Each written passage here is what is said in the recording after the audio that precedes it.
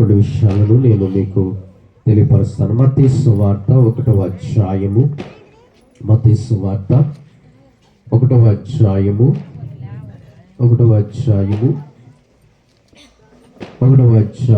21వ వచనము 22వ వచనాన్ని మనం చదువుకుందాం. మత్తయి సువార్త 21వ అధ్యాయము.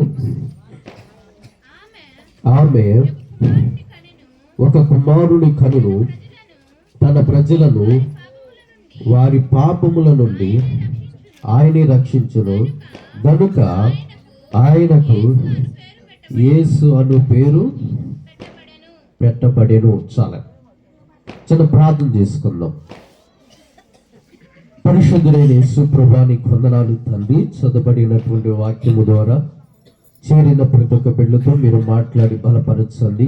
ప్రభు అయిన యేసయ్య, మీరు మా కొరకు రక్షకుడిగా ఈ లోకాన్ని అనుదించి ఉన్నారు. మీరు రక్షణ మాకు తెచ్చి ఉన్నారు ప్రభా.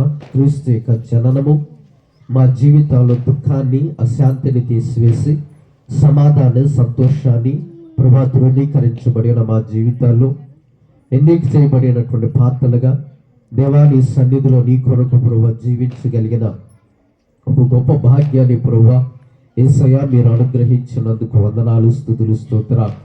ఈరోజు బెతెస్దా ప్రార్థన మందిరం ద్వారా ఏర్పాటు చేయబడినటువంటి ఈ క్రిస్మస్ కార్యక్రమంలో తండ్రి దైవజనులు, సంఘములు, సంఘ బిడ్డలను మీరు దర్శించండి. అలాగే రాగమ్మ గారిని ప్రభా చేరిన బిడ్డలందరూ కూడా దీవించమని ప్రార్థిస్తున్నాం.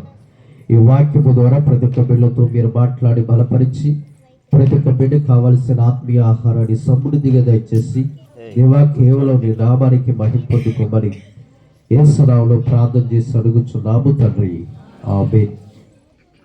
బైబిల్ గ్రంథములో నుంచి మనము చదువుకున్న